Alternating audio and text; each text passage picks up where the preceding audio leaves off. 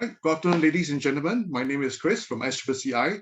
Thank you for joining us in today's afternoon's session on strengthening security and simplifying document management with smart tools in partnership with Dedoco and Inspire Tech. Today's session is primarily about the modern workplace, especially I think as everybody knows, the COVID cases has actually started to come up again. I think a lot of countries are actually raising concerns and things, we're not sure where things will go, but I think it's better to get prepared and also probably learn from the lessons that we had during these past 2.5 years. So I think moving forward, I think there's a lot of things that can be done in the modern workplace. So regarding how to handle digital signatures, how to better handle documents, that is actually working remotely or stuff. So I think today is very timely again to actually explore on these two very important topics, especially if you are actually thinking of supporting your remote work arrangements as well. So without further ado, I shall hand over the time now to Kevin from Dedoco to kickstart today's session. Kevin, over to you, please. Good afternoon. Thanks, Chris, for passing the stage to me. Good afternoon to everybody who's attending this webinar today. First and foremost, welcome to Strengthening Security and Simplifying Document Management webinar.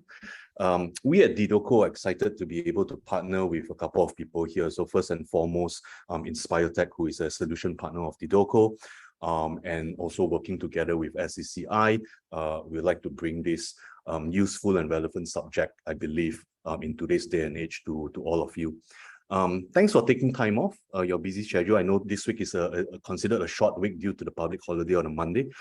So I love to show my appreciation for you to take time off and dedicating the next hour or so to this webinar. So without further ado, I'll just quickly introduce myself. My name is Kevin, and I head up the sales segment for the SMB segment for Asia. SMB, i.e. meaning small, medium businesses. So many people that I've met have asked me, what gets me going in this role? Why am I in this position? What gets me out of bed every day?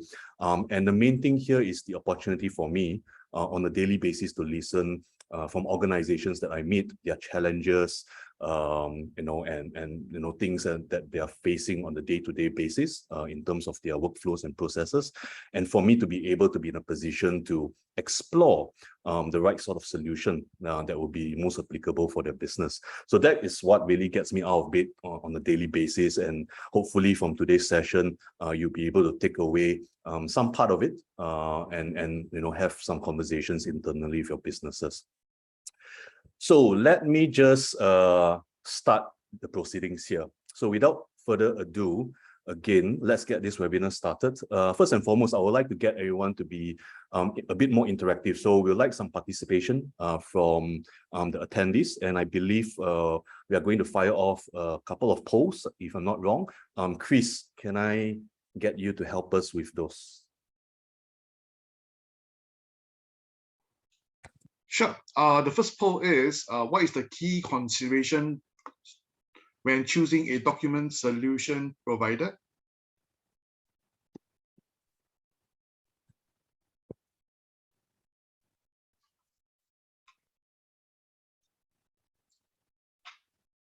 Let's give it another 10 seconds before we end the poll.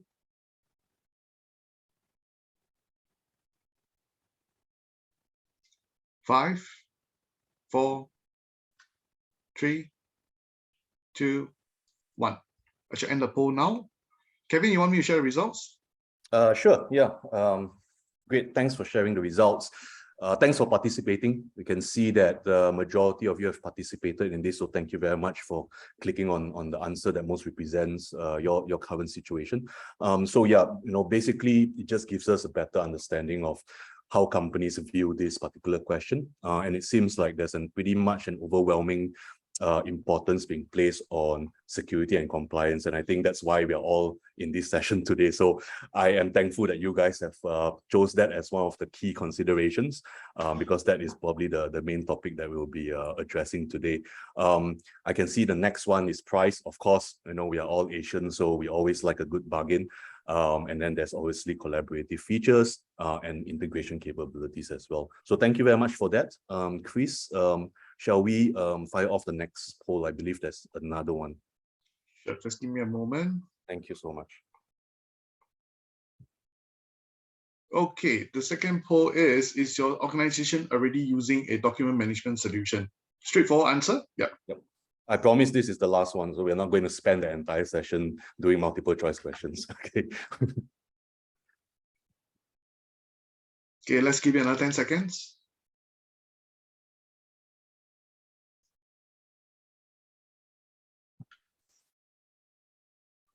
Okay, 5, 4, 3, 2, 1. Okay, let me share the results. Thank you so much. All right, we had more participation on this question, so again, really appreciate that. So this is, I think, attesting to what I really believe the current market to be, that majority of companies are not yet using a document management solution or a digital signing solution. So this obviously is reflective of what I know the market to be. So thank you very much again for being open and honest.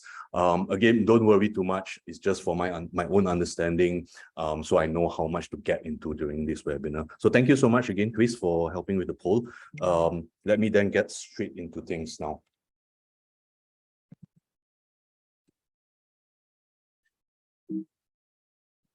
Okay, so a little bit about us before we get into the other slides to give you an idea of who we are. So Dedoco is a decentralized digital document signing platform.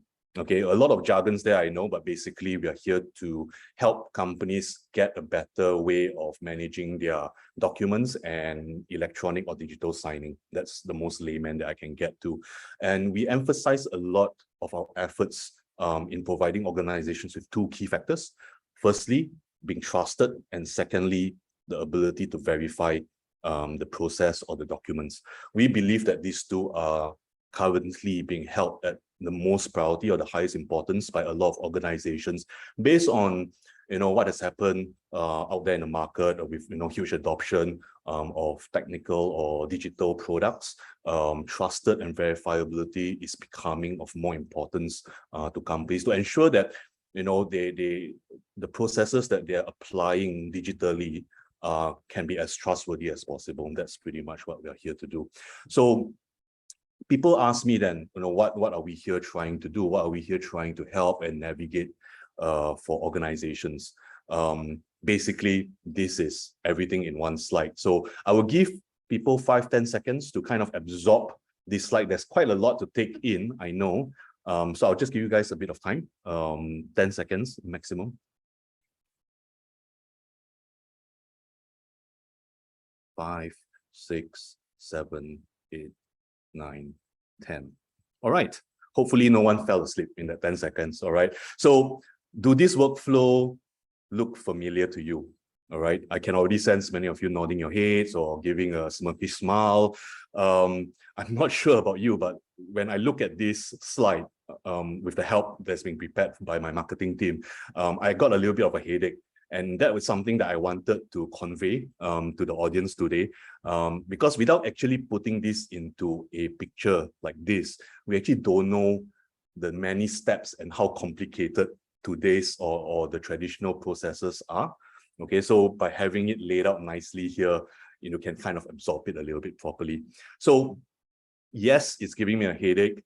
Yes, the sad thing is a lot of us have experienced at some point of our working life one of these processes, or basically all of them. And the truth of the matter is, majority of companies, from the poll earlier, as you can see, 63% of you say you're not using any digital management solution or signing solution. So majority of companies out there are still reliant on these very manual and archaic workflows. Okay, of course, this has served us well for many years. Okay, I'm not very young, even though I look that way. So I've gone through the pain points of having these processes that you can see on this particular diagram here. But the most challenging aspect of this and the issues that it actually brings to companies are twofold.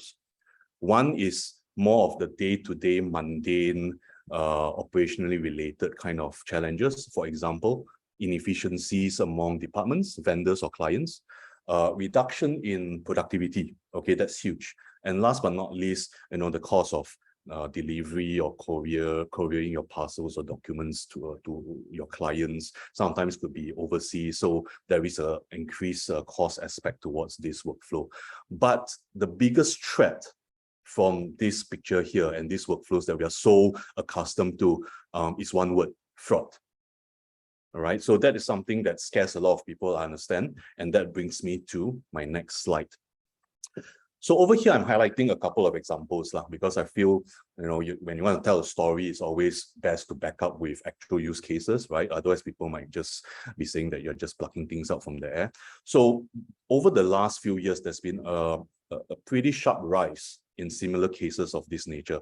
Okay, we've probably read about them, those that I'm showing here on screen, and you've probably read about other forgery or fraudulent cases in the market as well. So there's quite a number to refer to. However, the common factor that these three cases here have in common is one thing: forgery of documents. Okay, so the type of documents in the three cases here are different, of course, because they're all from different organizations and different situations and scenarios. But it all stems from one key point, which is from a loose set of security and control that's being in place. So by having a loose set of security and control, it enables individuals to err and take advantage of the system, whenever they need to or whenever they see fit, right? So fraud cases can range from a mere $10, for instance, up till multi-million-dollar cases, which some of these are that we've been reading in the papers. So the question to every organization is, are you willing to take that risk? Do you want to wait till the day when something like this happens to your organization? All right. Although it may not bankrupt your company, it will still bring a bad name and experience to everybody involved, right? So are we prepared to take that risk? So that leads me to the next slide. This is where we come in, all right, with the emphasis of the future of documents, which is the title of this slide. I believe that we are a unique bunch of people, a unique generation that we are in, because we may be the only generation to experience firsthand the drastic change in human behaviors based on technological adoption. So example, right? Many of us, I don't know about you, but me, definitely, I grew up playing with things like marbles, 5 stones, during the time when smart devices were non-existent, right? And then later, over the last kind of 10, 15 years, we started seeing this whole technological revolution that is called the World Wide Web. We started more than 10, 15 years ago, together with smart devices, which came along with your iPhones and whatnot. Before we can stop and take stock of all these things that's coming out, every year we've got new phones coming out into the market, new things that's being released into what internet is, which is today. There's a new revolution that is already happening, which is blockchain and Web3. Okay, these are things that you probably may have heard already, especially blockchain. Web3 maybe a little bit more recently, but the key thing here is blockchain is where Dedoco comes into the picture in helping revolutionize the way organizations manage and sign their documents. So we're bringing companies and organizations from the very left of this slide, which is the manual processes and whatnot, going through the middle one, which is getting people to embrace digital workflows, to what we believe would be the documents of tomorrow. And this is where, the sexy bit comes into play with decentralization, smart contracts, AI, so on and so forth. We won't go too deep into each and every one of it because I don't want this to be a blockchain related course, but that's kind of the direction that we're kind of headed towards. So welcome to the future of documents. That's what we are here today for. So before you start thinking like, oh, Kevin is going to give a 30 minutes course on blockchain, I'm not going to do that. If you are interested, let me know. I can point you to the right direction. But very importantly, to start things off is to really give people an understanding between the differences between centralized systems, which is on the left, and decentralized systems. Okay, so decentralized is a jargon or terminology that you hear a lot when people are referencing to the blockchain. Okay, so you don't have to worry too much about what that means. It just basically means blockchain. So over here are a few key things. Of course, there are more differentiating factors, but these are the ones that we believe to be more important, more relevant to organizations. So let's cover the one on the left first, which is the decentralized systems. So firstly, decentralized systems are what a lot of us are predominantly used to, either like a central server or a central cloud server or framework that solutions are using. Okay, the truth is dictated by a single authority. So for instance, if you store everything in one server, the owner of that server is in control of all the data. Pure and simple. That is what it is. It's typically in a single location, well, unless if you use like AWS, where they might have multi-tenants and stuff like that. But typically with servers and whatnot, it's also in a single location and local repository. So the risk of that is what would happen if there is a situation that causes a single point of failure. So it could be like cyber attacks, or it could even be natural disasters, right? So what happens if the data center or your server room floods or catches fire, things like that. So when something does happen to that location, it means that your data is put in jeopardy, right? So there's always that risk. The other thing about central systems is the central authority makes all the decisions. So when I own that server, the data is in there, I control basically the data that's within that server. So I have the say of whether I want to delete it, what I want to do with it, so on and so forth. So a lot of times when you're using a particular solution, it might not be Dedoco, it could be something else. I think the good best practice is just reading through their policies around data management and security, just to understand how they are managing this risk on your behalf, right? So all of this really poses, one risk to the organization, which is data manipulation, because one person is in control and have access to that data. And also the other one would be data loss, just in case if something does happen. So that brings me to the right side, the right diagram, which is decentralized systems. Why is decentralized systems or blockchain being mentioned more in business use cases? Of course, with blockchain, it all started with crypto many years ago, and people have been kind of associating blockchain with just crypto investments. But over the last few years, we've started seeing blockchain being applied a lot more in day-to-day business processes, into proper business use cases. And this is the reason why not only large companies or governments are moving, but we're starting to see even mid-sized businesses or even smaller sized businesses are slowly embracing what blockchain and decentralization can do for them. So decentralization meaning, from the word is there's no single authority. Your data is decentralized, it's spread across. It obviously is permanent and secure, and that is one of the key things being in a blockchain environment. And the key thing here is it's not controlled by one company. So again, I don't want to use this as a blockchain course, but people who read out a little bit about blockchain, you know that it's made up of a series of chains. That's why it's called a blockchain, and there are different nodes in it. And simply putting, there are many owners to that data, or people who kind of control that data. So there's no one single authority that manages everything. So the likelihood of manipulation or tampering of information is a lot lesser to happen, because to do so, there's a lot more trouble to go through. So the information is decentralized for everyone's access, especially if we're talking about public chain. It means that typically we can access that public chain via a means and a way for us to pull out information that we so desire.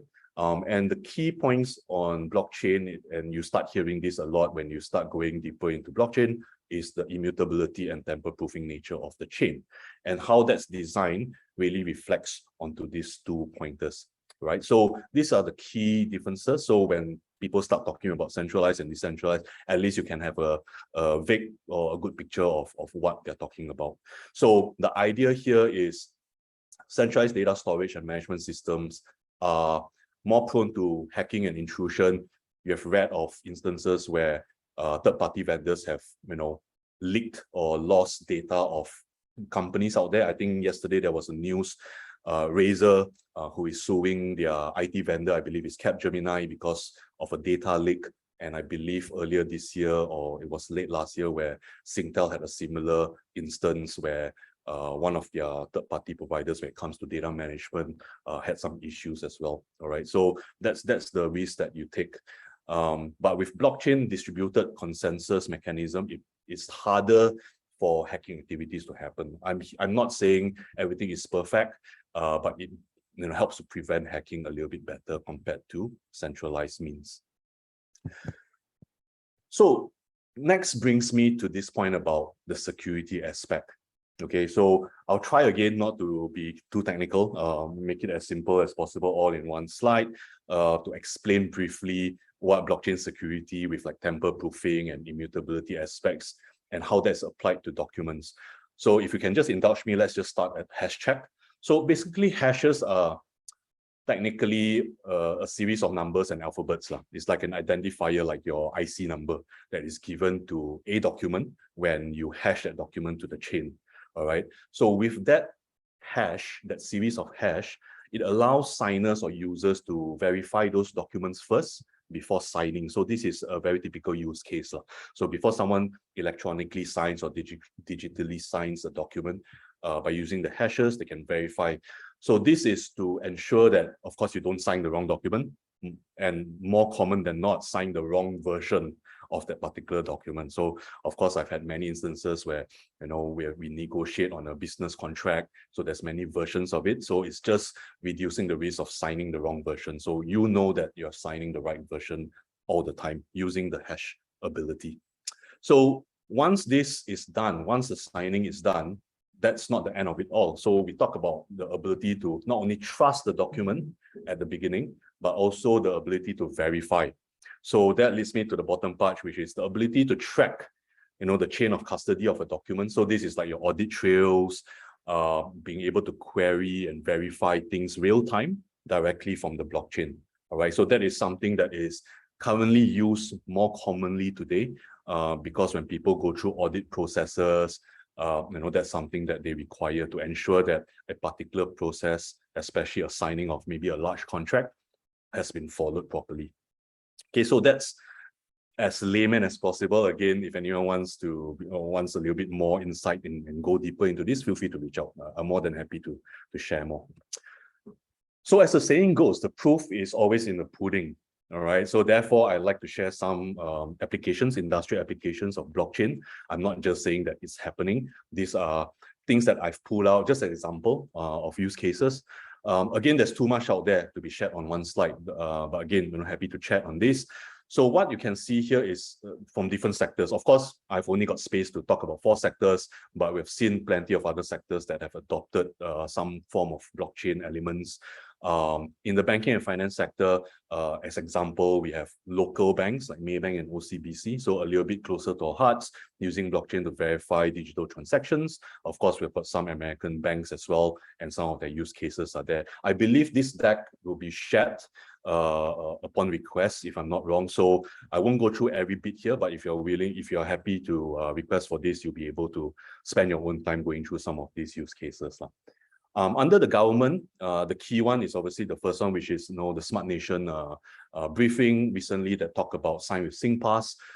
Again, some of you may have read about this over the papers and the news over the past 1.5 years, and it's a big drive that the government is having now to kind of get residents of Singapore to kind of adopt the SingPass signing. So any one of us with a SingPass mobile app on our smart devices will be able to do digital signing using that SingPass.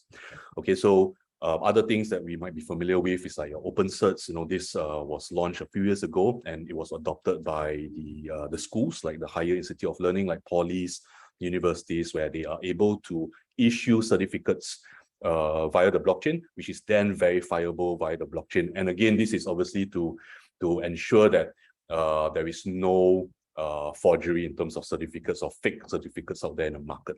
So the use cases are quite prevalent.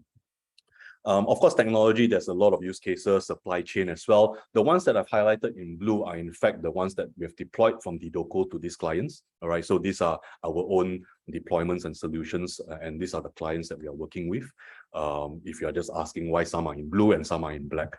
Okay, but if you can see here, they're not all blockchain use cases are just document management and signing.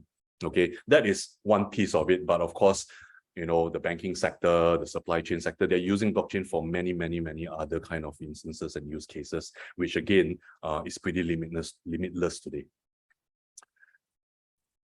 So another concept here that a lot of us may have heard of when we are in a blockchain conversation is smart contracts.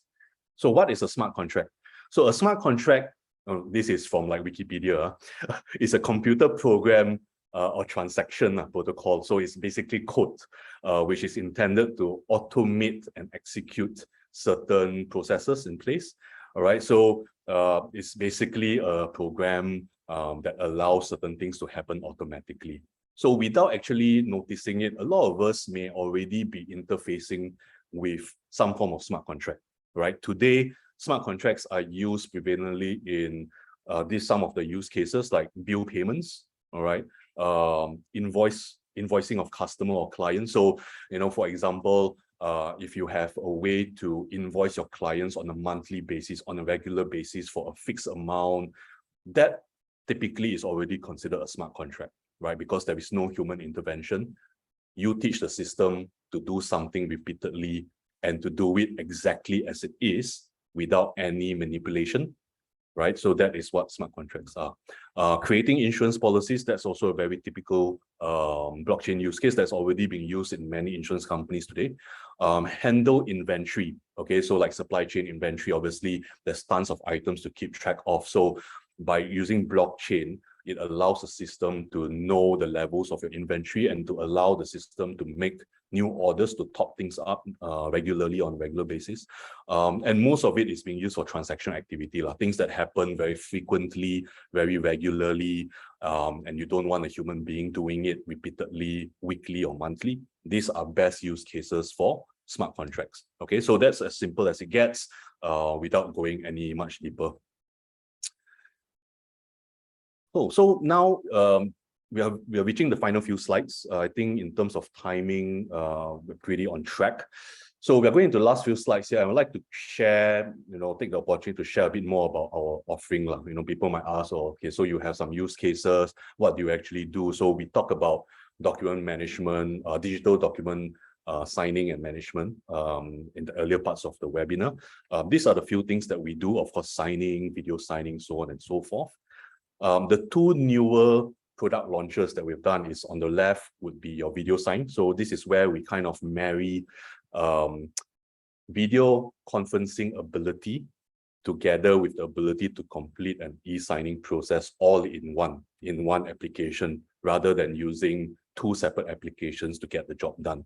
Okay, so a lot of use cases that we have already gotten for this is things like your KYC, okay, signing of policies, for like insurance agents or even property agents who are looking to sign off like tenancy agreements, and they want to verify that their client is the person actually signing that document, right? So a lot of this sprouted, of course, during the COVID periods when it was very difficult for people to meet one another, and this is still continuing because they see the efficiency in that. On the right is one of our tools, which is called vCerts. Quite similar to OpenCerts, where we allow institutions to issue and to prepare certificates tagged to the blockchain, which is then verifiable. Okay, so this a couple of the new use cases that we have launched, and it doesn't stop here. Okay, the innovation side continues to progress on, and we'll start to see a lot more things around blockchain, smart contracts, AI being kind of infused into the offerings that we have. So last but not least, a little bit about just a myriad of clients that we are working with. Again, as you can see here, there are companies from all shapes, sizes, and industry. So when people say blockchain is only being used or suitable for large enterprises or like for your banks or government sector, is actually a myth, because yes, at the start, blockchain seemed to be a very big jargon and people don't really understand it, and people always have the misconception that, oh, I need to spend a lot of money, all right, to get something blockchain up and running, right? So, but today with advancement of technology and how we are incorporating blockchain elements into a simple day-to-day process, which is like document management and digital signing with a blockchain element embedded in it, it becomes very natural for companies to adopt something like this. And without knowing much, you become a blockchain user because of the underlying engine. Okay, so that brings me to the end of my section. I hope I've successfully shone some light into this subject matter. It has been a pleasure. Thank you. And please feel free to reach out if you want to dive deeper into anything that I've just discussed. Thank you very much. Thank you, Kevin. Thanks for the Chris. insightful sharing, especially on the digital signature front. So I believe I'll probably catch you later on after the next presenter's presentation to check how to actually move existing existing things online. So Sure. Without further ado, I would like to introduce our next speaker. Is Teck Wei from Inspire Tech. So Inspire Tech basically is also a DBTM accredited organization. So would like to see from his point of view to share more about the security side of things and how easy is it to actually manage documents. Teck Wei, over to you. Okay, thank you, Chris. Yeah, good afternoon to everybody. Yeah, thanks for joining this webinar. So on my end, right, at Inspire Tech, just a little bit of introduction before I share the slides. We are a local Singapore company that is 22 years old already. So we have a journey as a software development company. Now, in our journey, what happened is that currently now we hold two different kind of hats. So at one point, at the same time, we are a Singapore SME journeying through this security in the document management space. And yet at the same time, about 8 years ago, as a software development company, we started a product called EasiShare. The idea was very simple. At that point of time, the security issues and stuff were not as severe as now. And we started really simply as accessing files on the mobile phone. So now it might be a bit funny we are talking about this, but in those days, really even accessing file for mobile phones was an issue, right? So we started from there as a journey, and then after that, we focus more on collaboration. And what we do see in line with today's webinar's topic is that the security element has come out so strongly, and our solution itself has also become in this space. So with that context, right, this is where I just want to share a bit more stories about like both as a solution provider as well as the SME ourselves, that like what Chris has shared, we went through the data protection trust mark journey, and this will be the context of something that I'll be sharing at this second half of the webinar. So at this point, just let me bring up the slides. Okay, so before I jump into the security area, I really want to do this reflection about how a digital transformation happened in the workplace. And underlyingly, right, I think a lot of us here are managing a business. Some could be small, medium businesses, or some could be larger businesses. But nonetheless, typically all businesses go through this journey whereby you start off as a small team, 2 to 3 staff maybe, and all you need was a simple PC and maybe one printer, and you have some basic email, and that pretty much helps your business to kickstart and run. And as you grow a little bit more, then you get into the stage whereby you are working with about 10 to 20 staff. You have more PCs, more document exchanges happening, as well as you might purchase this device called NAS storage and put it in your office and use it to store a lot of your documents.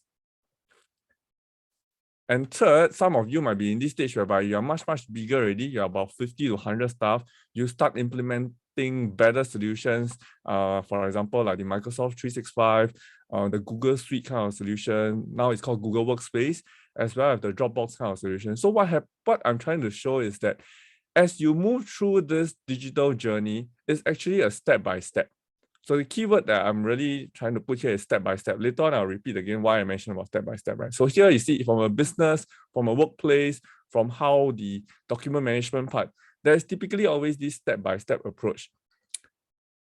Okay, now with this framework, next I'm just going to jump onto the idea of security. And for me, in our space here is more focused in terms of file exchange security and backup. So 2 different parts in terms of how you exchange your files and documents, as well as how you back them up in your organization, right?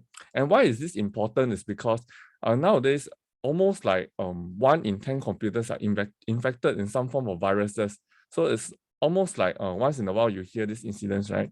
And just to bring out some quick statistics also, right, that almost 4 in 10 people have like reported that they are victims of a cybersecurity incident.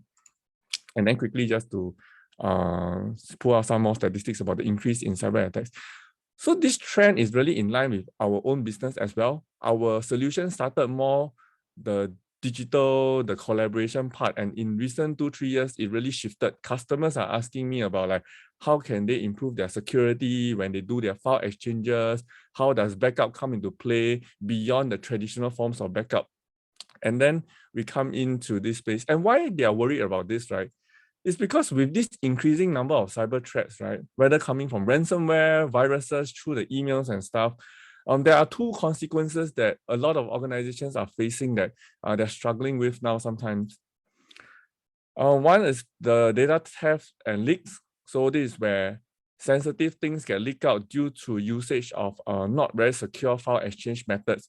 And this can be coming from external threats or coming from internal threats. So nowadays, running an organization is so much more difficult than in the past. And on the second area, right, this is more relating to the backup portion, right, is when sometimes due to employee negligence, files could be deleted and you couldn't recover your file. And just now I mentioned some organizations might be storing their files in just a small little NAS device in your office, and in case there's a fire, it might be lost and stuff. So these two parts, right, at the top part is really addressing the idea of file exchange security, how you handle these file exchanges and the security behind it and the risk issues behind it as well. And the bottom part, the operational disruptions, right, is really the approach about how to have a better backup approach to then address some of these challenges that is happening now. So something more relatable is also like this year, I think coincidentally, this is about end of last year, just a few months ago, there was this news about this man being fined about $5,000 because he got fired and probably a little bit not so happy. And in his anger, he deleted about 20 documents.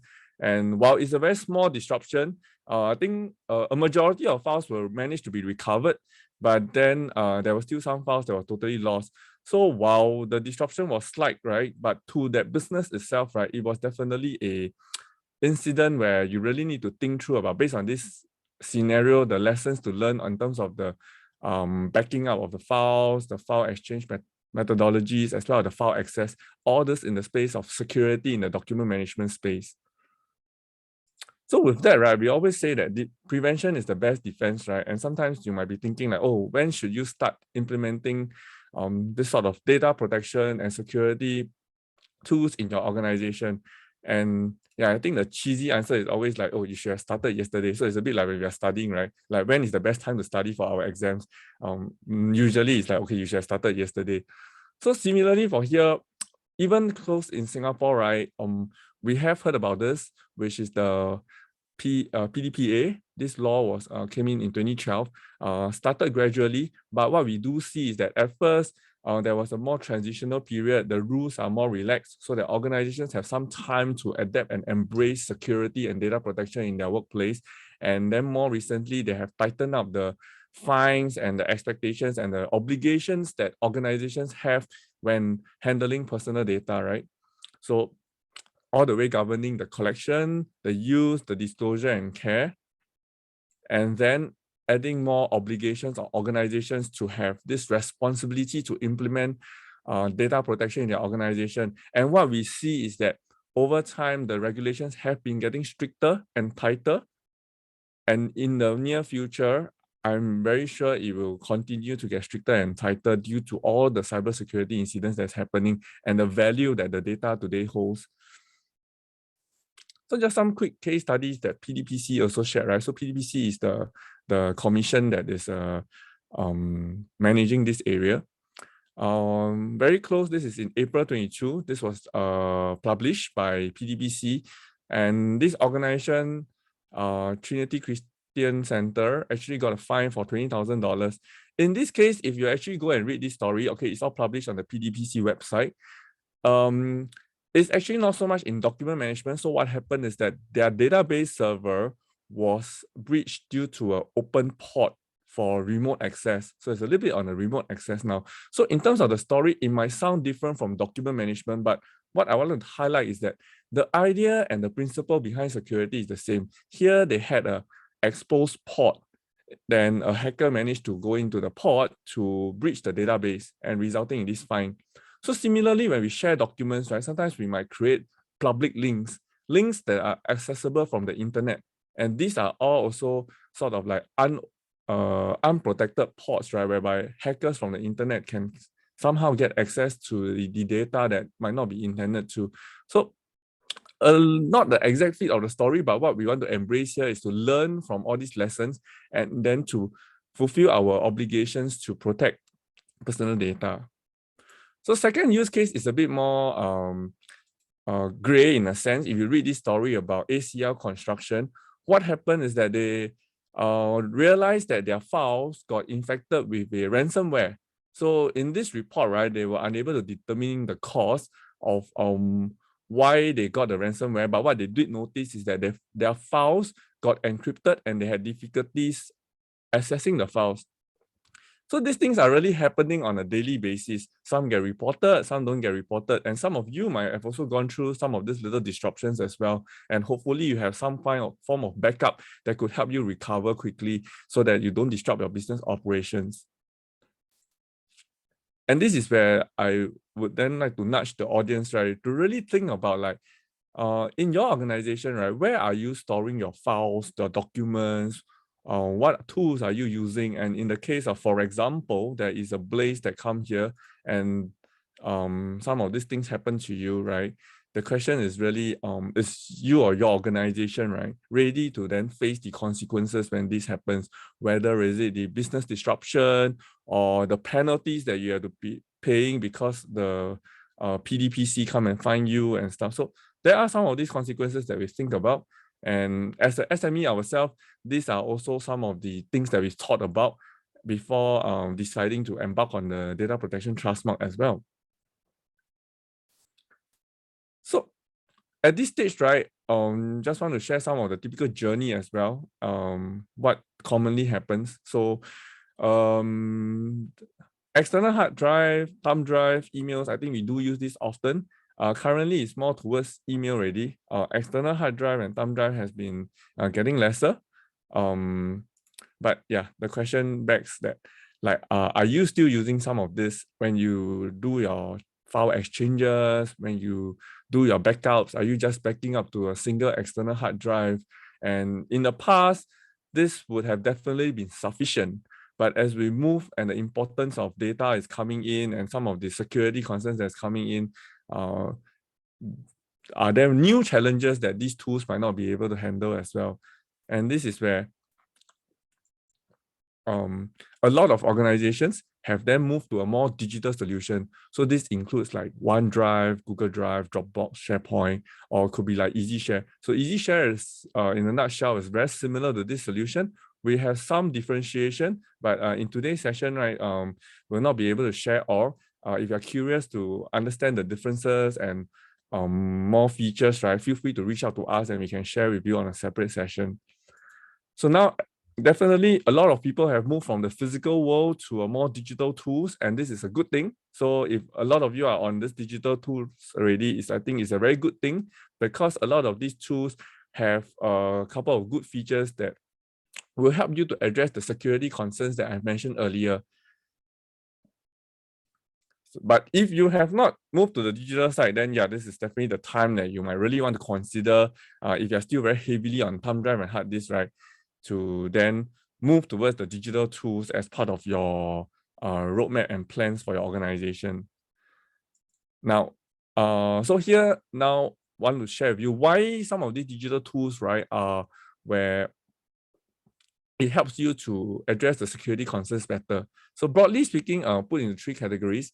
First is in terms of the secure file sharing. So a lot of these tools, including our EasiShare, have the idea of unique links and links expiry. So once the link expired, it cannot be used again to access the data. And there will be some things like a view only mode, so no download. Your recipient can only do a view only because that might be all they need to have. They do not need to download it and leave a copy lying around where it's not supposed to. So there's some download notifications and some restriction on download attempts. A second area that's very important to look out for when you're selecting these digital tools, right, or re-evaluating the tools that you're using, is the comprehensiveness of your audit logs. and whether there are tools allowing you to do like remote wiping in case of any incidents and stuff. So these are some things that you might want to look out for, whether it's a new tool that you want to embrace or whether it's an existing tool that you want to review. And the third part is in terms of the backup part. So on the left side is addressing what I said about file exchanges. Then on the right side now is really about the backup parts, the two pillars that I've been sharing so far. It will be features in terms of whether how good is their sync and backup, auto syncing, file versioning in terms of the solution. So a lot of the established solutions definitely do have this. If you're using those, then good. If you're not, then you might want to review and take a look at what is out in the market. Over here itself, I've also highlighted 3 areas in blue.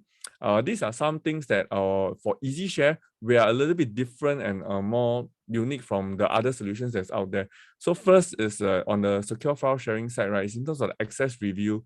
So some of you might be in organizations that you have a control of like maybe a monthly or quarterly access review to the permissions and stuff. Traditionally, this has been done very manually. IT will print out a list of the permissions, and then the various departments, whether finance, HR, will then review it. Then they will identify, oh, this person has resigned, they no longer need the access. Oh, this person actually still needs the access, so this is okay. And then they tell back to the IT, and the IT updates it accordingly. So that has always been a very manual process that I've seen in many organizations, including to this day. What we do is that we make it more automated, and we put all the review within the system, and all the audit logs of the checking of the permissions as well are also recorded in the system. So that's one area. And over at the audit log side, when we talk about admin role segregation, is that a lot of tools, right, when you are administrator, you kind of have the same interface as a user as well. So a lot of us, if we are administrators, we are also the user. We also do file sharing.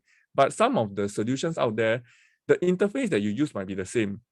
Then you have administrative permission, and then you accidentally do something wrong. You accidentally click on something that you might not intended for it to be because the interface is together. So what we design it quite separately is that our administrative functions are totally separated to a separate portal than a user function. So even if you're an admin user, if you want to do your file sharing as usual, you log into a more end user kind of portal. And if you want to do more privileged kind of activities, you go into a more administrative kind of portal.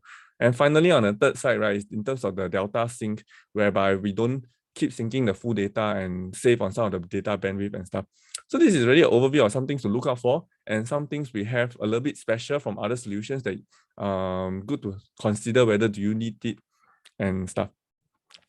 Yeah, which begs then the question today. I do know that one of the most popular solutions is like SharePoint Online. So it's the SharePoint tool offered by Microsoft. It's a very good tool.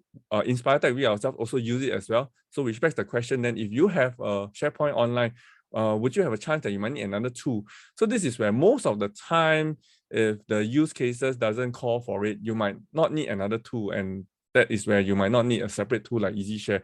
But there are a few scenarios that sometimes you might want to have, is that we notice that it might help you to improve work processes. So we have customers that how they use EasiShare with SharePoint is that for their SharePoint, they use it for collaboration within the organization. Collaboration means work in progress documents that you are editing with your colleagues. So I think Microsoft has all the very good features to do the collaboration, and Google has as well. So this is not unique to Microsoft, but just an example. But at the same time, sometimes if your repository are all based on SharePoint, you might find it a little bit messy, and you might want to implement a separate repository to put files that are finalized, and then you properly file and store them. So this is like when we have the paper world, we have the idea called like a working file, your working folder. So in your school days, right, you might have a folder that you put in all your current homework that you're doing. But once your homework is done and marked, you file it into your subject file. So it's the same process, but now this is more digital and more segregated. The value of doing so is that for your users, right, the work processes are clearer. They know that, oh, this SharePoint, they use it when it's all the ding-dongs are happening, all the code editing is happening. But once things are finalized and you want a copy to be stored and filed, right, then you file it into EasiShare. So this is one example of a potential case where there might be a need of a SharePoint plus EasiShare kind of case, for example, to improve that work process. And then coming back to today's webinar's theme, right, which is more security focused, right? This is the second scenario where we talk about internal and external collaboration. So a lot of file exchanges happen, and some of our customers, administrators, they feedback to us that they actually on the external file sharing, so users can use SharePoint Online, right, to provide those public links that is accessible from the internet. And it's a good thing, so we use it a lot as well. But the risk is sometimes if you are dealing with very sensitive data and then the user accidentally created a public link and then somehow it got accessed by a malicious person, then that is a risk itself. So some of the IT administrators are very concerned. They want to turn it off. But if they turn it off and the users have no tools to use, that is also a problem as well. So what they do is that they turn off the external sharing, they keep their SharePoint, all the important files within one repository, and then they implement a separate system to do the external file sharing. So while this have created a step for them to use different systems, but some of the organizations, due to the sensitivity of the files that they deal with, they find this a good mechanism. So it's a bit like your 2FA. You might find it a bit more inconvenient. Every time you log in, you do this 2FA thing. But for banking transactions, for sensitive files, sometimes it might be a good idea to introduce that level of control and security, right? So that accidents don't happen. And then you also get visibility over the file sharing activities. You know that within your SharePoint is mostly, it will be all your internal, and with your EasiShare, the audit logs, our audit logs, you can trace all the sharing to external parties. And we are quite proud of our interface. We focus a lot on allowing users to be able to identify what files are shared to external parties. So this is something that in other systems, right, you may generally find it a bit challenging. It's easy to share, but sometimes it might not be easy to identify what are all the files that you have shared with a particular person, or what are all the recipients that you have shared file to, and what are all the open links that are publicly internet accessible. Some of these tools, you might need sophisticated methods to identify and answer these questions that I just raised.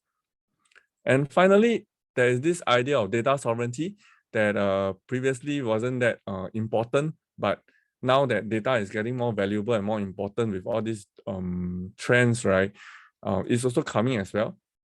And especially in the public sector, there are a lot of rules and regulations revolving around like regulating where data is stored. And a lot of times you might already be getting requests from your customers or you yourself from if you have a compliance requirement and stuff, you might be getting these questions from regulators as well, like where exactly the data is stored. And this is where, like, even if you do not get these questions now, but you happen to be a vendor for some of these MNCs and government agencies, you may start getting these questions and you may start to have to address them. Or it could be you are operating in an environment whereby you have to comply to government policies and regulations.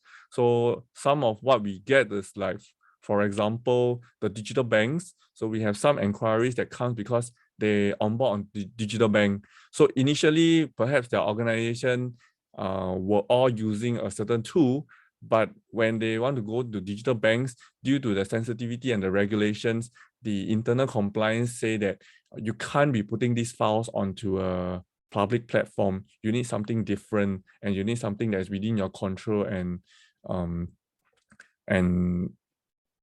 more security features, right? So that is where it comes in due to regulations.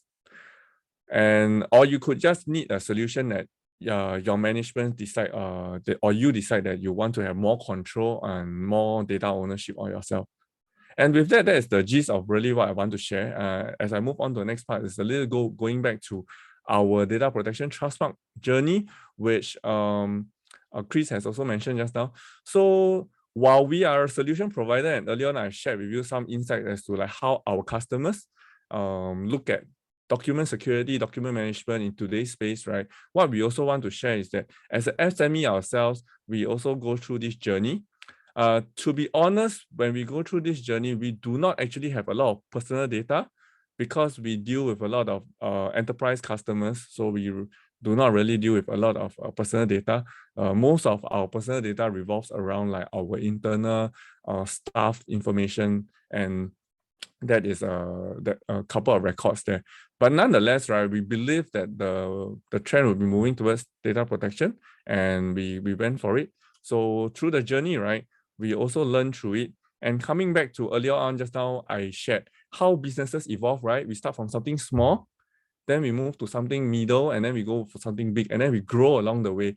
So a lot of times as SMEs, I think some of us here are SMEs, right? we always feel that this security, these compliance things are adding unnecessary cost to our business, and then all these things are just like disrupting our business.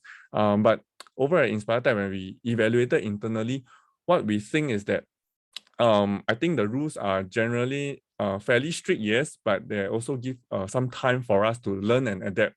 And as long as we embrace the step by step as we grow, similarly of like how we used to grow the business, then how we move towards digital, and then now this is just another thing that we have to overcome together, right, in terms of the security in the document management.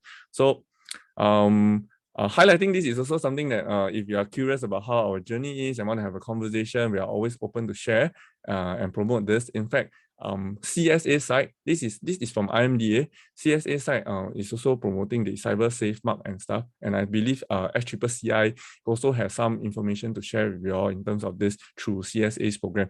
And what I encourage is that all of us as SMEs, I think much as we are small, we have limited resources, we can learn and grow and do it step by step. If you think of it as like spending a lot of money for very sophisticated tools, then it becomes more complex. But if you break it down, knowing our own risks, what kind of data do we need to protect, how much do we need to invest to protect those data, then we have a journey. And this is something that InspireTech will also like to journey with our customers as well. And with that, I think, yeah, here I just need to do a small promotion. So that is the end of what we what I wanted to share in terms of document security, EasiShare, what we do.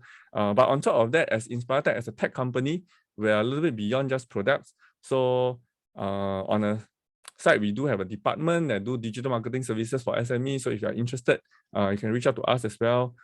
And at the bottom, we have some products that relates to messaging, SMS, WhatsApp. So if you have queries over there, you can also reach out to us as well.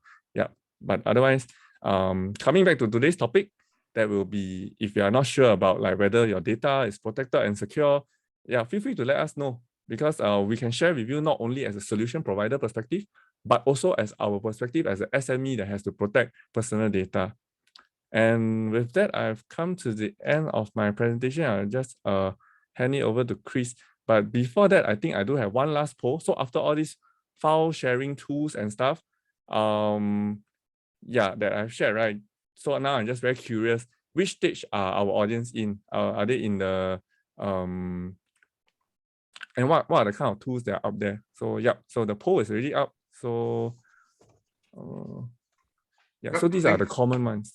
Thank you, Teck Wai. So before we move on to the Q&A section, so I think there's a poll here asking how are you sharing your company's documents today with your colleagues or external parties. So I'll probably give a 15 seconds count for everybody just to share. Yeah, thank you so much. Well, at this juncture, I'd like to call back Kevin to join us in the discussion. Yep. Yep, I'm here. Thank you. So for the audience, right, just kindly note that for the slides and recording, if you'd like to have a copy, there'll be a post-event survey that's going out at the end of this session. Most likely you'll receive the email tomorrow. So do indicate that you wish to actually receive the slides and recording from either or both the presenters, so that we can forward your details to them to follow up. So at this juncture, we'll end the poll now and actually share the results. Just give me a moment. Okay, here you go. Great. Okay, so let's proceed with the Q&A segment now. Okay. You can still hear me, is it? We can hear you. Yeah, correct. Yeah, but my Zoom actually hangs. So give me just 2 minutes. I will exit and quickly come back in. Sure, no problem. Yeah. So if that's the case, Teck Wai, probably will start with you. Start with yourself first. Oh no, I'll just exit the Zoom and restart. Teck Wai is okay, Teck Wai is hanging. Oh yeah, okay. I'm the one that is hanging. So maybe Chris, you go ahead with Kevin first. Sure, let me go ahead with Kevin then. Hey Kevin, thanks for sharing so much on the digital signature side of things. I believe that there's one statement that I hope you can help me to qualify this and probably sure. say why you see that is potentially the case. Digital signature will help reduce paper and boost digitalization. Okay. There's definitely truth in that statement. Whenever we talk about digitalization, so whether it's digital signature or digital file sharing, one of the main things that we are all trying to move towards is lesser paper, saving paper, that kind of ideology. So when people start embracing solution, you should start looking at how much paper and how much paper I can save or use less of. If you have moved to a digital process and you find that you're still using the same amount of paper, you're still buying the A4 size paper every week, they deliver to your office the same amount, then you have to start questioning where is the loophole, and most likely than not, it's always coming down towards the process, the workflow, the SOPs that are in place, because it's for certain solutions, it's not difficult to adopt. Like all you need to do, especially with SaaS solutions today, you go to the website, you put in your credit card details, you start subscribing. But whether you implement that workflow properly and to chop and change what you're currently doing today, that is the key component of it. So when people, with my experience in SaaS solutions and tech for the past kind of 15 years, the question that is very, very important, and the topic that people always ask me is, where do I see the highest percentage of technology adoption coming from? Okay, the simple answer to that is the deployment, of that solution, the onboarding of that solution for the employees or the staff or the users. That to me is the biggest part of it all. So it's one thing to subscribe and to purchase a solution. The more important bit is how do you deploy that properly? Okay. Because personally for me, right, when I'm actually interacting with a lot of members, right, I think one of the key challenges we faced was that a lot of their terms, like what you say about procurement and stuff, right, at the end of the day, they need to print out for people to sign. Yes. And then when they try to digitize the process by bringing it back, right, they somehow need to OCR it back. And because it's printed, there's some post-processing and everything, right, that becomes difficult. So in the end, at the end of the day, right, they realize that at the end of the day, whatever hard copies that I have, I still need to commit to manpower hours to do a scanning first, but the scanning may not be 100% accurate, and then you will still hinder the digitalization process. So I think one of the key things about digitalization is a lot of people print out things for people to sign. But if you have that signature there and there's no need to sign, that bypass the hard copy, and indirectly the digitalization shouldn't be an issue basically. You're right, definitely, Chris. So I hear the concern where it's tough to move away from a certain workflow, in particularly I think paper-based or even web ink, and to a certain extent there's a lot of factors to that. So going back to how I explained the earlier point that you made, I did not say when you adopt a solution you should get rid of all paper, but you should use less paper. So and where I think I touched on in our webinar is, we are very unique. We're in this position, we are this generation that we are in is basically probably the first and ever will be the only generation that will see how technology is adopted so, I would say so quickly, and also in such a manner where we started off with nothing, right? Like we played with marbles and stuff, and then now everyone is playing your mobile games. In the future generations, people would be born, like my son, he's born into a digital generation already. Yep. So he doesn't even know how to play marbles, right? So the future generations are very different. They're all digitized at birth. For us, we are moving from paper to digitization. So with Dedoco, we work with a lot of government agencies as well. And one of the biggest concerns from the government standpoint is, with this push out of like Sign with SingPass, especially, the ideal scenario is we want everybody in Singapore to adopt Sign with SingPass. Reality is there will be pockets of citizens who will probably never jump on that bandwagon. So you're talking about maybe the elderly. There are still people who may not carry a smart device, so they don't have a SingPass mobile app. So as much as organizations and even government space where they want to move 100% to a full digital experience, we always say that's not going to happen in this generation. This generation is the start where companies start their journey to digitize their workflows, to start reducing the use of paper or to rely on manual processes. At best, if you can achieve 70% of your user base or clients willing to move to a digital experience, that is a very good start already. So if majority of your clientele or vendors or whoever are willing to experience stuff digitally, you're on the right path. If you expect to do it 100% from day one, that's not going to be reality for us all. It takes time, right, for those things to be adopted properly. So that's my thought process on that. Thank you. So my next question to you, right, is I think I'm not too sure whether you're familiar with how SMEs typically do digital signatures. So some of them will probably just sign on a piece of paper, you scan it, then you crop and you paste it. So I think on this note, right, what are some of the concerns that you think SMEs should look into if they are having this practice? And then going back to a real digital signature framework, right? How that helps to address some of these traditional practices? Yeah. Yep. I think quite timely. I think one of the questions in the Q&A is kind of similar to what you're asking. I'm just reading it out. Most people are using like PDF files. All of us are familiar with PDF, Adobe, and stuff like that. And through my conversations, even when I meet companies, when I ask them what are you currently using, I say, oh, they say that I'm using Adobe Editor. I just copy and paste my signature onto that document, right? And then I send that document via email or whatever it is to my customer. So that is fine. That is fine for, like, just as a practice, like, okay, the whole point of putting a signature onto a document and sending it to my customer, if that is all the purpose that you want to achieve, then yes, it's very similar to like what you say. I print out a paper, I sign, I scan, and I email it back. The reason why people move to e-signing or digital signing processes or solutions like ours is it goes deeper. The question then arises from, what is the audit process around that signing? Okay, in your case, when you print out a document, so I send you a form, maybe Chris, you have requested for a document or a form, I send it over to you by email, you print it out, you sign, and you scan it back to me.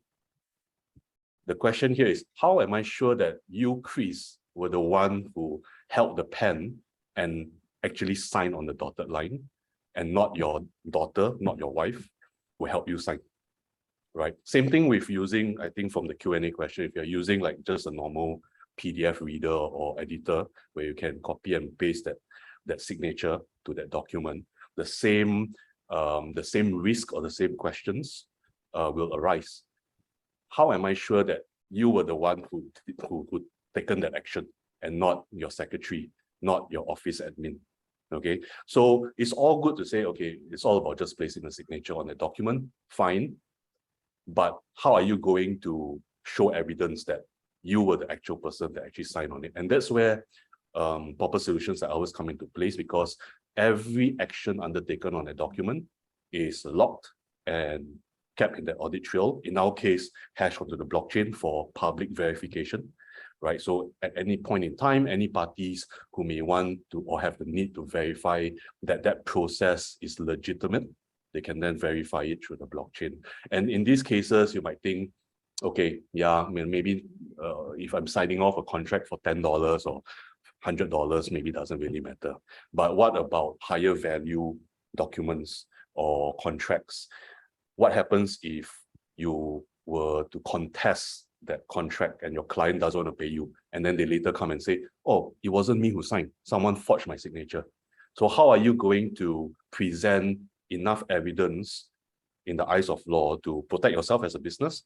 And that's where, the use cases and where I showed about forgeries and stuff like that is to reduce the risk of people either forging a signature or forging a document. So in those cases, they could, like, I think one of the use cases that I shown was this particular person, he issued like bogus invoices or receipts to claim, right? So if everything is hashed through the blockchain, then you will know that this is where the point of origin is, that this is an original documentation. It reduces the intentions of fraud, because when you're hashing it to the blockchain, you can't manipulate or tamper with the information already. Yeah, so that's where that should be the main reason why people were to adopt e-signing solutions or digital signing solutions. And that's the main thing about the whole audit and the protection that you have been given. Yeah. And also just now you mentioned another strong point was the video signatory, right? So Correct. let's say if the compliance required, there's a higher level of compliance. Yes. So that is something that companies can pursue on if they want to go full digital, basically with the whole process, basically. You're right. So I'm not sure if anyone on this call experienced it. So, if let's say you want to set up like a trading account, you want to you want to trade shares, or even on our SGX and stuff like that, like there is a KYC process. And what a lot of apps or people would do is they normally ask you to sign on a blank piece of paper, take a photo of yourself with holding the piece of paper, and then holding your IC next to your face. That's how people normally do KYC procedures. Correct. So that's where the video sign component was kind of thought of and kind of born because of the challenges of doing that, and it's very troublesome to get people to take photo of IC and stuff like that. So by having an actual live video like what I'm doing with you now over Zoom, for instance, I can also embed an e-signing session. So you could be actually signing maybe that onboarding form or that account opening form. And I'm here as the compliance or the customer support person from the company. I'm able to see that happening, and I can see you taking up that pen or doing the action that is required to sign off on that document electronically. So it encompasses not only the e-signing, but it's visible to me. I can see right in front of me. So for certain industries, the ability to view and see what's happening is still one of the boxes they need to check. Okay. Thanks, Kevin, for Yeah. answering the question. So I think I'll let you pause for a moment. Yeah. So if there's any further questions for Kevin, while we are pausing him for the moment, please enter in the Q&A. We'll address them later. So I'll now move on to Teck Wai, right? Teck Wai, I just want to chat with you because I think I think DPTM is something that is coming up, and the government has been promoting. So why did Inspire Tech decide to go for this certification? I mean, there's ISO 27001, which Dedoco already has it, but for your case, you decided to go for DPTM. Yeah, probably can you just share your insights, please? Yes, so for this question, it's really going back to us as a SME to be ready ourselves. So like I shared, right, when we started our product, right, it wasn't so much security focused. It's really just something that started in the by a matter of a journey of like about 3 years ago. We started a lot in terms of allowing our customers to access internal files on a mobile phone. So in those days, there isn't much of such solution. So we started that at first. And then moving on, the customers start having requests about like, oh, I want more collaboration features. Users can have like a interface for them to do that kind of collaboration beyond the traditional network drives kind of thing. And then after that, in recent years, with all the ransomware and stuff, right, we got into it. And then as we evaluate ISO and stuff, right, we find that as an SME, right, it's a bit scary for our team. So for me, it's not as scary because I actually work as a Ernst & Young auditor before, so it's not too scary for me. But for a lot of the SME folks, I think here as well, right, you always have the sense of fear that, oh, this audit is going to be very scary, right? So when the DPTM Trust Fund, when we met IMDA and they started it, right, I think they have a vision to encourage organizations to start from there first, and then eventually gain more confidence. So for us, we always have the security sense, just that in terms of formalizing certain policies or having a independent third party to relook at it to identify blind spots that we don't have. Those are the parts that we kind of like see the value in it. And the whole idea of like DPTM kind of like made it a bit less scary. It is still rigorous and intense, but in terms of the scope and stuff, right, it's something more digestible and something that maybe SMEs want to consider to start first. And then you definitely put on the stage whereby you're more ready and have the confidence and less fear to embrace all this other audit and compliance as well. And we definitely have to go there because the threats are real, the trends are indicating to you, the fines and penalties are all coming. So yeah, we after evaluating, we believe that that's the way to go, and we started our journey that way. Okay. So personally, right, what was the most challenging part of this data protection journey that you undertook with DPTM? Because I believe that a lot of people, if they want to take it up, right, with the rigor of the process, the framework they have to go through. But then I think for yourself, for Inspire Tech, what was the most challenging part of this whole journey actually for the DPTM? Intuitively, when it comes, is that maybe just to answer this, I also just plonk in a little bit of the easy part. The easy part is that since we have the tools, we work with government customers, we kind of have the idea, and then we kind of like our tool is kind of like built towards security, so we already have the tools in place as well, and we kind of have the processes. Now the only difficult part is that same with a lot of SMEs especially, you might already have processes in place, but like what Kevin did in his presentation, right?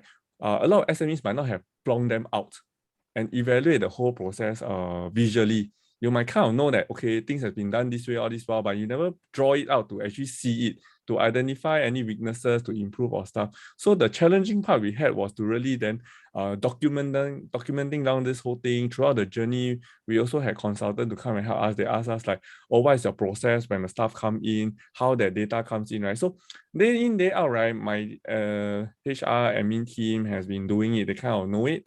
But when they get questioned, it's like, oh yeah, there's this scenario is handled like that. You know, for humans, we always have this like, okay, like we use our brain and then like, okay, we can analyze and we can react to it. But when you need to document down and think through and put in the rules and document it down, right? That to me was a very challenging part for our team. But once we got over there, right, everything became clearer and we are more aware of where are the risks and where are personal data being put in. And ultimately, going back to the idea of people, process, technology, right, is still also then the people part about like being more aware, more sensitive to these issues. And then it will be a journey. Like, it won't be something like, okay, you're done and that. Even till this day, constantly we have to remind things. And just to add a little bit more, not answering the question, but something that came to my mind is that our CEO, Ms. Sharon Teals, right, the email, right, I always have phishing attacks that's sending to our emails. So we always have to do a lot of education. Okay, this one don't click. So luckily, ours is also quite a small organization and quite not quite a flat hierarchy. So our team members always know how to check with my boss. Hey, boss, do you really send me this or not? And most of the time it's really, no, this is really not for me. And then we share with the team and then constantly let everybody be vigilant about it. Otherwise, you might just let your gut down and get complacent. And that one time that it happens will be that time that you get all the consequences. So that's our own experience. Thanks for sharing this. So I think on just one final note, right, before I move on to Kevin again, was that do you think, because you have personally, Inspiretech has personally been through DPTM, so basically as a ICT service provider, do you find that this is adequate enough, is robust? So if any of the audience were to look at other ICT providers who have the DPTM, right, you would say that they are typically okay, basically, yeah, because the process is really rigor, and then the agency, they do check and make sure everything is okay. Yeah, probably your thoughts on this. Yeah, so for us itself, we are definitely like, to us, we see it as a journey. So including my team members, right, it's like all growing together. Next, we do consider like ISO, and when CSA issue the cyber mark one, right, we also cyber safe mark, I think, yeah. We are also looking at those. And if you look at when you evaluate ICT provider, I think today most organizations are still quite okay. When organizations don't have this mark, they kind of still okay. But increasingly, we do see that customers starts expecting more and more. And so we definitely have to then, as an ICT provider, to give more and more assurance towards that. So for us itself, in at least the coming years, ISO is something that we are looking at and planning it accordingly as we grow in this journey. And definitely, I would say all these certifications does give a little bit more assurance, but ultimately, if you go back to due diligence, right, it's really still questioning. So a little bit sharing more on our DPTM journey, we use a lot of AWS Azure. So during the journey, right, we also get a lot of questions like, do we really read their terms and conditions? What is the scope of their responsibility? What is our responsibility? And really going through that process to understand, and not just also relying on the certifications, and really understand the risks involved and the controls that it requires to put in. Thank you, Teck Wei. I think that helps to address some of my concerns personally. Yeah, correct. Because I think the government has been pushing out very strongly, especially this year with the launch of the cyber trust mark as well as the cyber hygiene. I think as a whole, Singapore as a whole, right, I think we are gearing to the right direction, such that we are slowly moving the service providers, right, to give a certain level of assurance to all the buyers, of solutions basically. So moving on to Kevin, right? I just have the question to you is that what does the adoption process look like when moving users, right, from the current digital landscape, document landscape, right, to a decentralized, intelligent, and secure management process? Is it tedious? Is it? I don't think it's easy. Yeah, but Okay. Yeah, correct. Yeah, so I hear your concern. I think that is very valid. I think when companies are looking to adopt something new, they always want to know how much work I have to put in or what's the timeline. So there are two typical ways people will avail Dedoco. There's a two common way of deployment. One is our typical SaaS platform. Okay. Although it's SaaS, the application sits on SaaS, which is cloud, but the underlying engine, like where the audit trail is being hashed, is still the blockchain. Okay, that blockchain for our clients, they don't have to worry about it.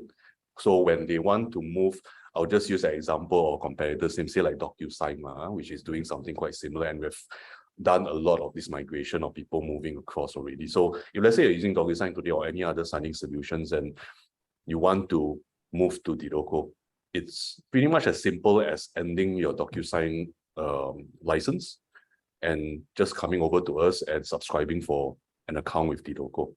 Your files and everything that you have previously done and signed, you shouldn't be worried about those files. You should be already keeping a copy of them, right? If not, and if they are in the DocuSign servers, please try.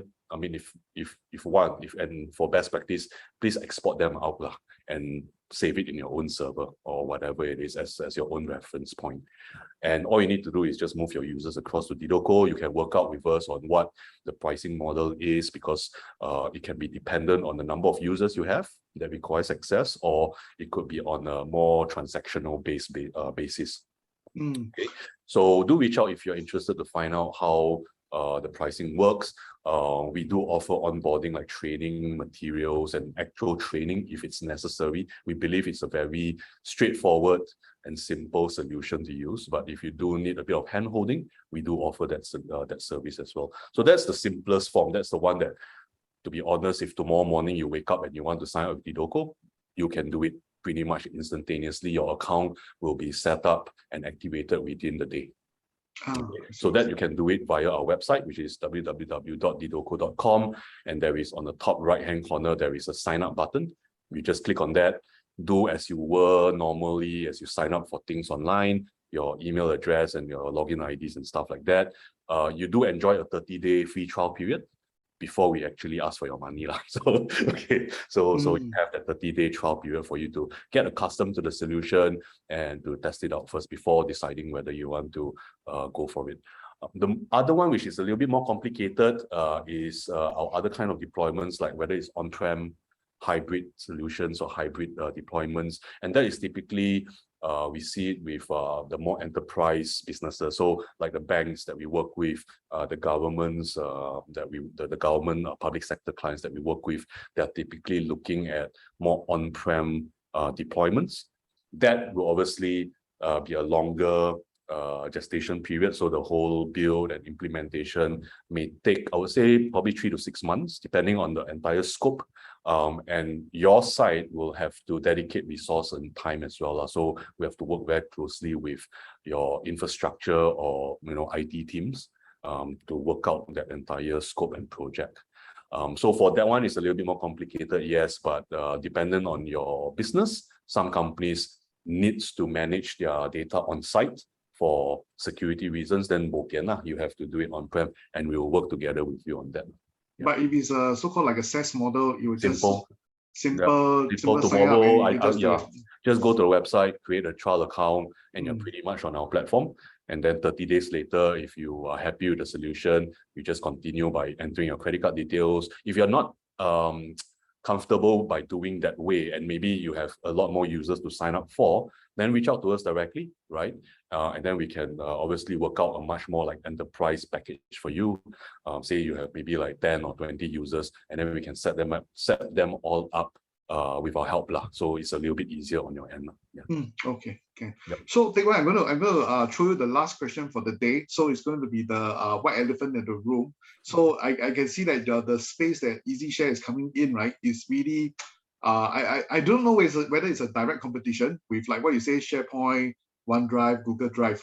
So I think when you have such strong incumbents in the space, why did Inspire Tech still come out with a product that looks very similar to the giants? And then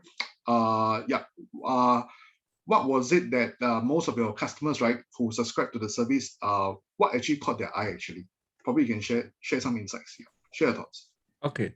That's the challenge that we have also, because on the surface, right, if you ever come to our product demo, right, it always looks like a SharePoint. But what is different is that if you use something like a SharePoint online on Google or Dropbox, right, in such kind of services, you generally don't get to choose like where they store your data. So this is something that it's just part of the package of a SaaS service, and there are pros and cons. It's a bit like what Kevin, I also echo what Kevin said.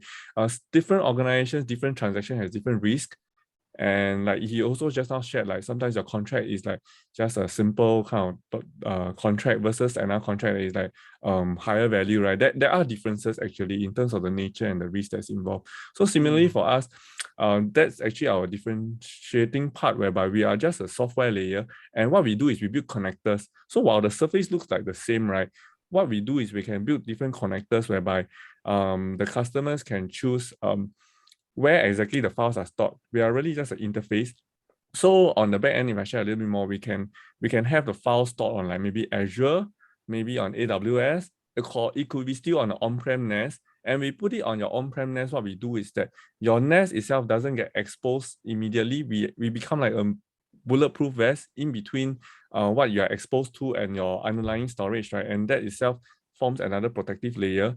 And so that is actually a difference part where it's kind of really hard to show, but really the key difference is that when you upload files through something like Dropbox or Box, right, you generally don't get much options as to how the files are stored and backed up, etc. And nowadays, a lot of our customers, the second part they ask me, right, why they have it, is because they have compliance requirements as to like how many days the backup had to be retained after, and then even for retention period, for example, like when we do data protection, right, it's not just about retaining the data. If you are not supposed to have it anymore, you have to make sure you don't have it anymore. When you're supposed to have it, right, you have to make sure that you're supposed to have it. So it's pretty strict on that sense. And when it comes to that kind of conversations, that is when our customers come to us. So I also have a education customer. They try to ask one of the big players exactly where is the data stored, exactly how it's being backed up, right? And they couldn't get a solution that satisfied them,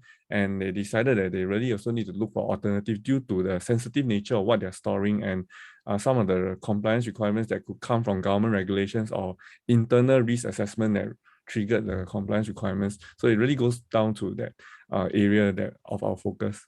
Okay, so if I catch you correctly, right, you're saying that EasiShare is something like a mechanism layer, the endpoint where you want to store your data because of different compliance, you can help the customers to sort that out. Yep. Eventually with the Azure, the AWS or whatever, and eventually, or even the local server or local NAS, and then the rest is history basically. Yeah, so the keywords we use is always like flexibility and control. I understand.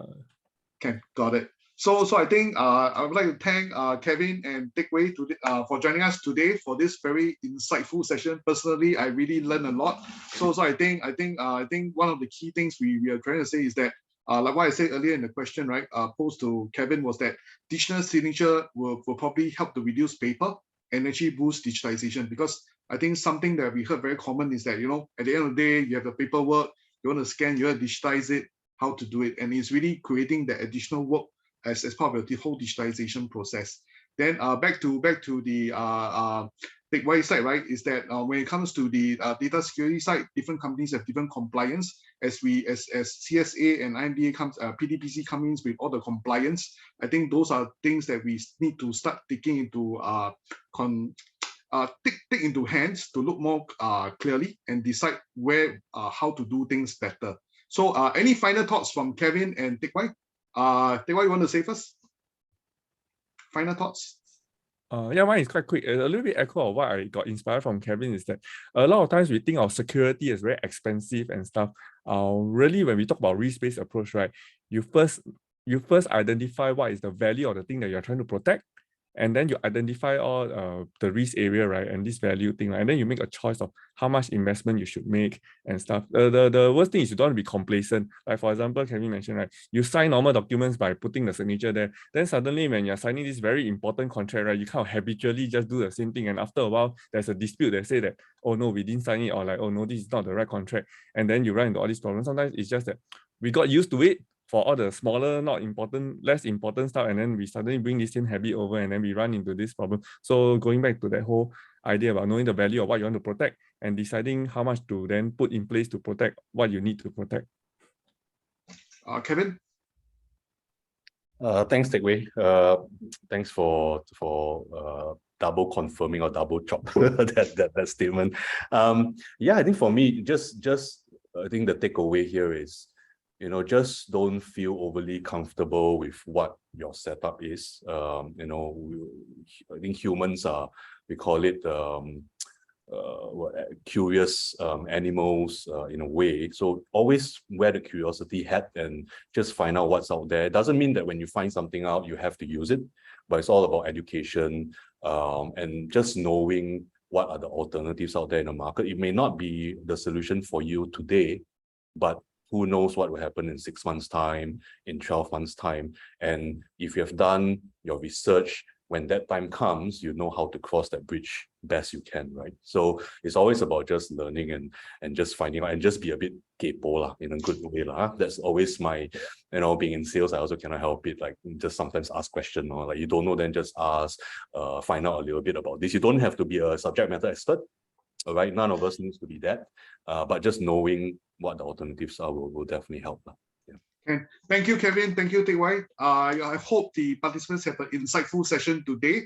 So with that, we'll end today's session. So one thing to note again for the recording and slides. So if you want to actually get in touch with want to receive a copy of the resources, please kindly indicate them in the post-event survey so that we can actually pass on your contact for both partners to contact you. So with that, I'd like to end the day. So thank you very much again for joining us today. Thank you and goodbye.